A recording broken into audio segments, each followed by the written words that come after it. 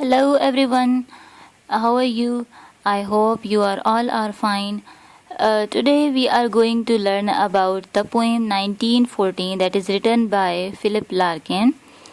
Philip Larkin की ये जो poem है 1914 that is most important and we can say most prominent poem of his writings. चलिए start करते हैं. ये एक्चुअली में ओवरव्यू है इनकी पोएम 1914 का, जिस पर इनकी कंप्लीट लाइफ जो है वी कैन से बेस कर रही है. अब इनकी लाइफ का जितना भी इन्फ्लुएंस है वो इस पोएम के अंदर नज़र आ रहा है. अब फर्स्टली हम देखते हैं कि ये कब पैदा हुए थे. 1922 में इनकी बर्थ हुई थी और 1985 में इनकी डेथ हुई थी. अब देखें कि 1914 में फर्स्ट वर्ल्ड वॉर स्टार्ट हुई थी और 1918 में इसका एंड हो गया था. अब एंड जब हम देखते हैं कि ये 4 इयर्स जो हैं, आफ्टर 4 इयर्स जो है फिलिप लार्किन पैदा हुए थे. और इसमें क्या हुआ था कि सिर्फ जो है ट्रेंचेस के अंदर रह के जो आर्मी है उस टाइम वो फाइट करती थी. तो उस वक्त क्या कि 40 million people were died in first world war 1. तो लोगों ने एक दूसरे को इस बात से तसल्ली दी कि अब तो ऐसा हो चुका है और नेक्स्ट जो है ऐसा इंशाल्लाह कुछ भी नहीं होगा, कि लोगों ने इससे बहुत ज़्यादा लेसन सीखा है और अब कोई भी इसके बाद वॉर नहीं होगी. But people were wrong.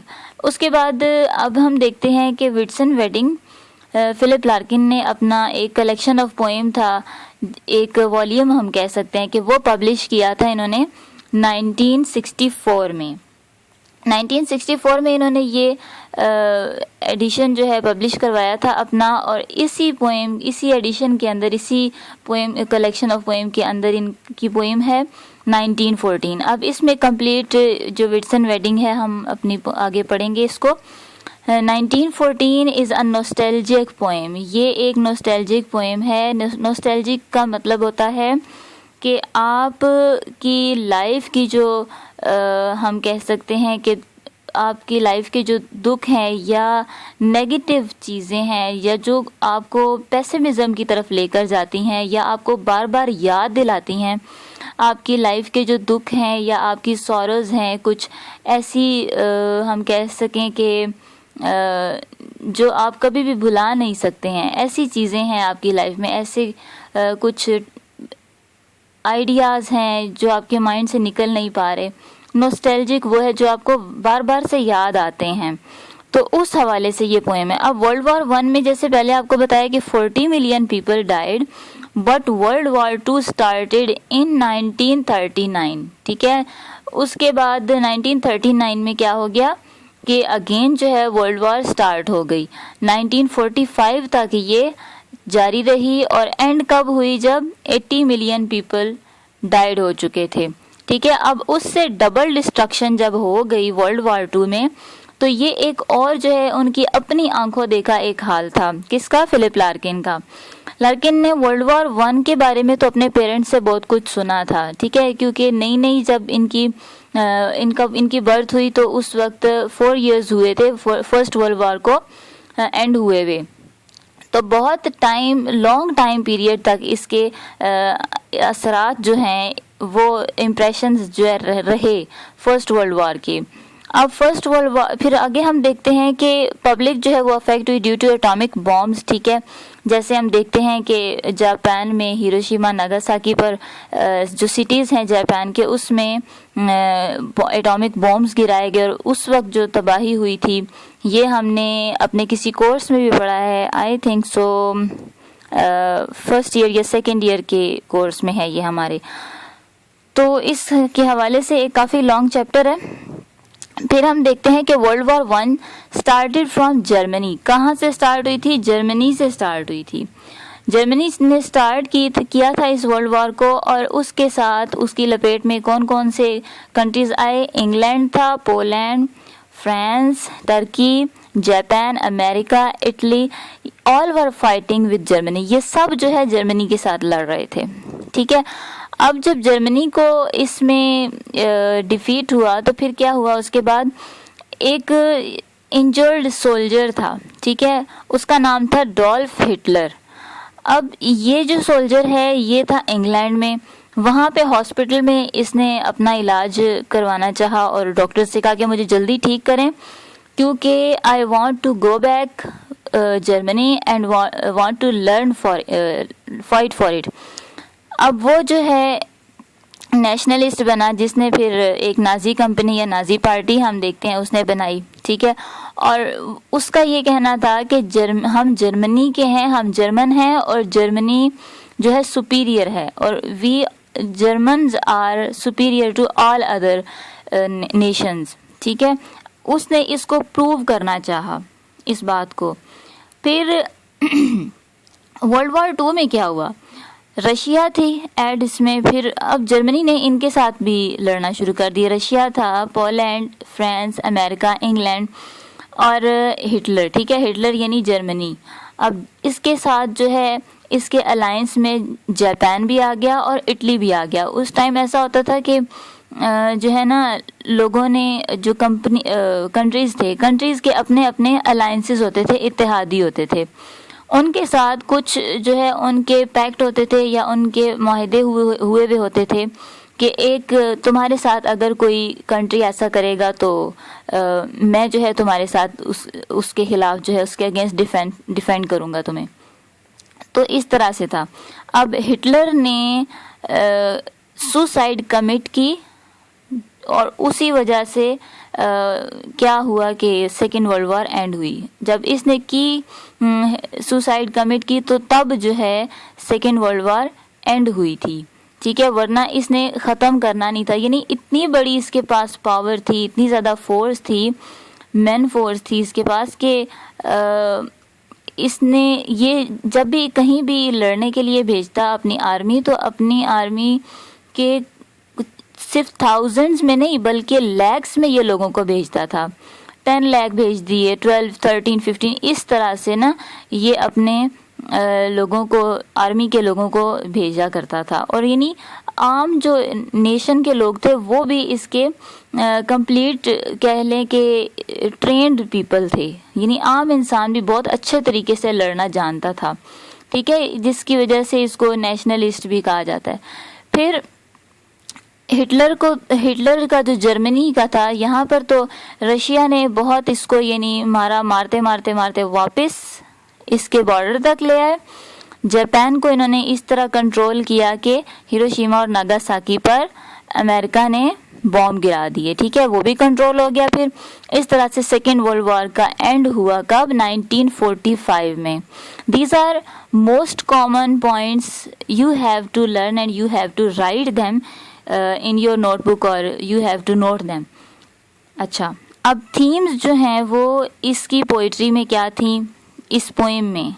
अब नेक्स्ट हम देखते हैं थीम्स, इसकी ट्रांसलेशन देखेंगे और एक्सप्लेनेशन देखेंगे।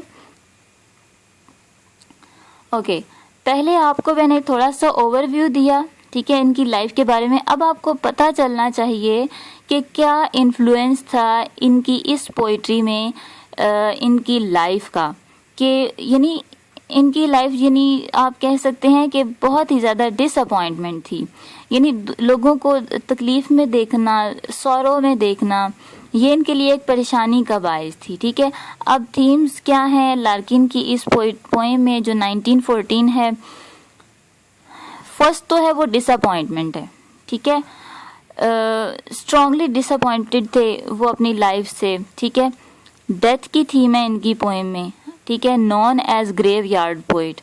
फिलिप लार्किन जो है वो किस नाम से जाने जाते हैं, ग्रेव यार्ड पोइट के नाम से, कि हर पोएम में इनकी डिसअपॉइंटमेंट है। इनकी थोड़ी सी पोएम्स हैं हमारे सिलेबस में और सारी की सारी हम देखेंगे, उन सब में डिसअपॉइंटमेंट और डेथ के जो है ना वो हमें थीम नज़र आता है।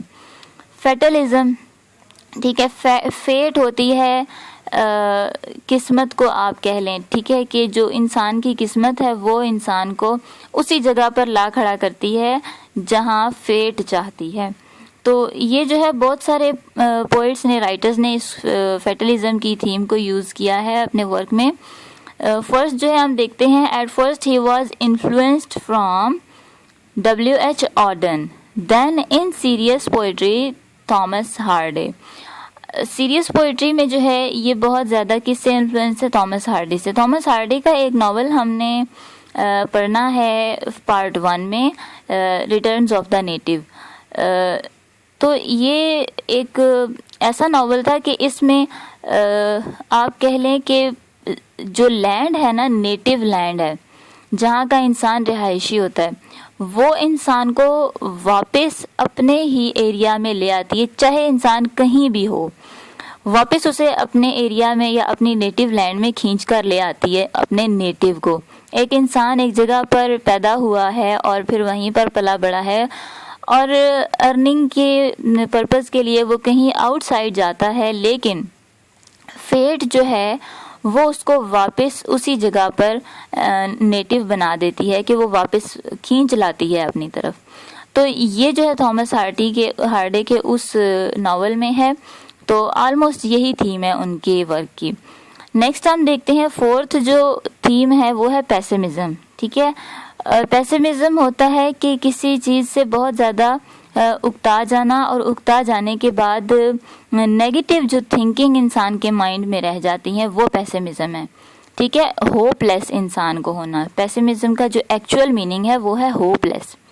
होपलेसनेस थी उसकी पोइट्री में।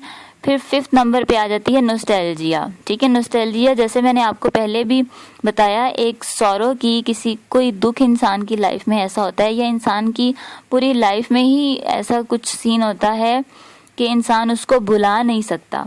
ठीक है, तो ये सॉरो जो है उसकी लाइफ का, वो उसको बार बार जो है इस चीज़ को जो है ना वो पेन देती है उसको। ठीक है, तो जैसे कि फर्स्ट वर्ल्ड वॉर है, सेकेंड वर्ल्ड वॉर है, उसकी बर्थ से पहले जो उसकी वर्ल्ड वॉर 1 हुई, उसके पेरेंट्स ने उसको बहुत कुछ बताया।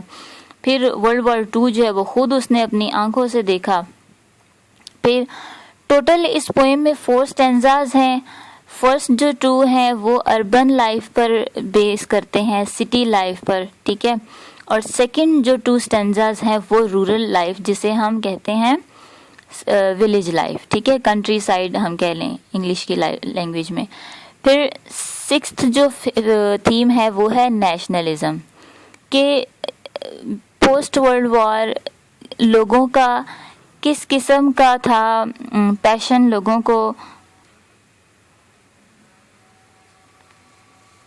लोगों के अंदर इतना पैशन था कि वो क्यों इतना ज़्यादा आप कह लें कि पैशनेट थे इस चीज़ के लिए कि वो ऐड हो जाएं कहाँ पर, अपने आप को कुर्बान करने के लिए, अपनी नेशन के लिए, अपने कंट्री के लिए। तो ये था नेशनलिज्म उनका, जो कि हिटलर की जो है हिटलर का मेन जो आइडियोलॉजी थी हिटलर की। तो ये थीम है मेन उसकी पोइट्री में। तो पोइट्री जो है वो हम नेक्स्ट वीडियो में करेंगे।